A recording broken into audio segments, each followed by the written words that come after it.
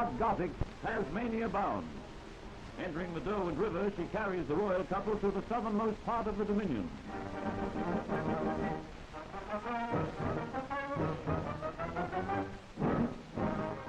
On the bridge, the Queen is carrying her movie camera, with which she's making her own record of the tour. Yachts and small boats form a ceremonial laneway as the Gothic comes into berth.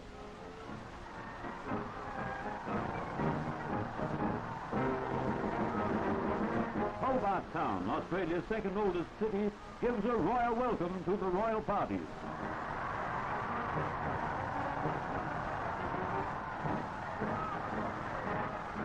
And then a resounding greeting from thousands of cheering children, an expression of the Apple Islands' warm-hearted loyalty to Her Majesty the Queen.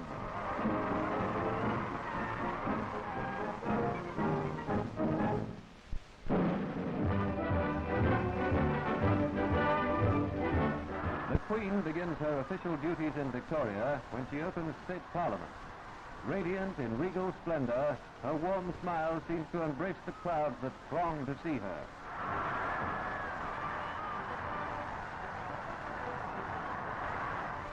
The cricket ground is a vast arena for thousands of ex-servicemen and women who give the royal couple a rousing reception. Veterans of many campaigns proudly display medals for their Queen as she moves among them.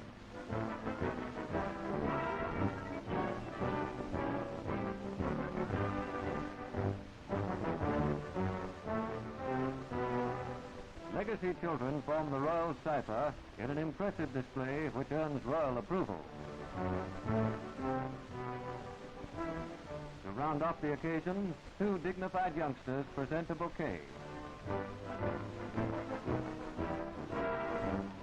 Later, at Flemington Racecourse, Her Majesty is pleased to see the Queen Elizabeth Stakes won by Cronus, whose sire was owned by her father. Another exciting finish, this time in the Duke of Edinburgh Australian Cup, with victory snatched in the last stride by Sonny.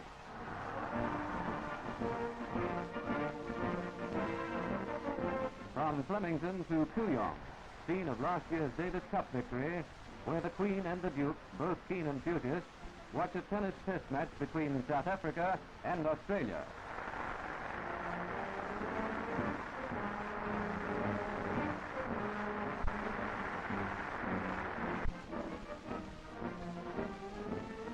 True to form, Lewis Hode wins a point in the doubles.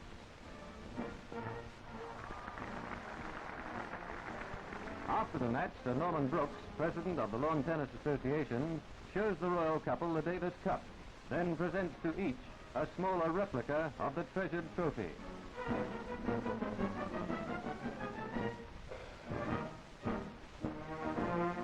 Players, led by internationally famous coach Harry Hoffman, are presented with a handsome memento by Her Majesty. The Duke appears to be seeking hot tips on tennis tactics.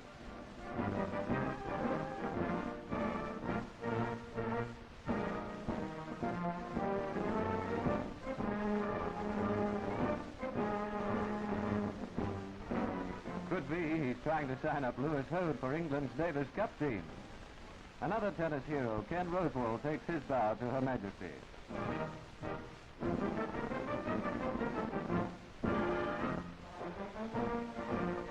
Next day, after divine service, the Queen attends a solemn dedication ceremony at Melbourne's War Memorial, the Shrine of Remembrance. Her Majesty is escorted by Lieutenant General Sir Edmund Herring, Chairman of the Shrine Trustees. The Queen, in her dedication speech, reminds us of the sacrifices made in war.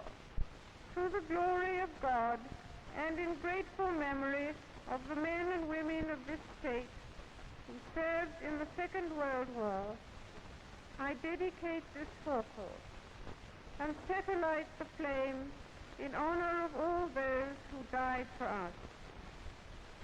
Let us ever be mindful that greater love hath no man than this, that a man lay down his life for his friends. Her Majesty presses a button which lights a symbolic flame in a brazier in the open forecourt.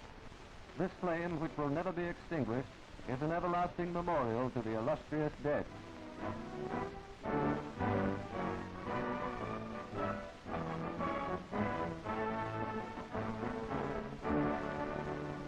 Huge and reverent crowds join with the Queen in this simple but deeply impressive ceremony. The Fleet Air Arm in E formation fly overhead at Flinders Naval Base as the Duke of Edinburgh presents new Queen's colours to the Royal Australian Navy.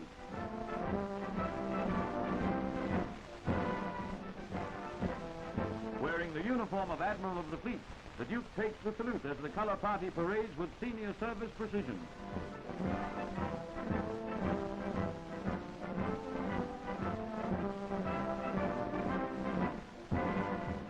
A great occasion for historic Flinders as women members of the service take part in an impressive march past in honour of the Sailor Duke.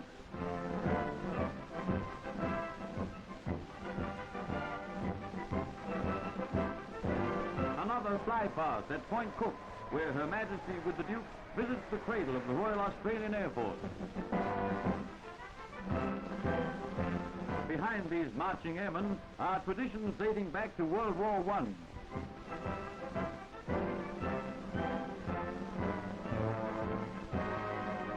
Later, the Royal Tour of Victoria takes in the famous open cut project at Yallourn, source of much of Victoria's electric power. The party sees brown coal extracted by giant mechanical scoops.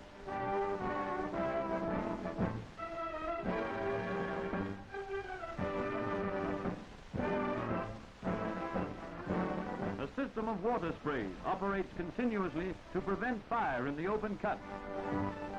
Mr. Hunt, chairman of the State Electricity Commission, explains production methods to the Queen, who is deeply interested in Australia's progress in industry. From mass production of brown coal to a mass display by Victoria's school children at Melbourne Cricket Ground. This maypole dance, gracefully executed by junior girls, is an unusual highlight in a colorful display.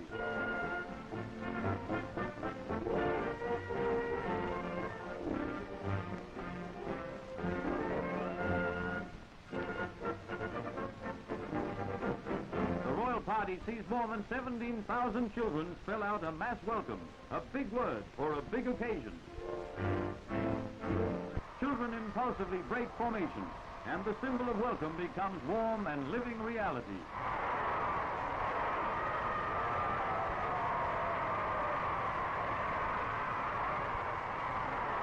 The Duke turns traffic cop as the children press closer for a more intimate glimpse. It's a day Melbourne youngsters will never forget.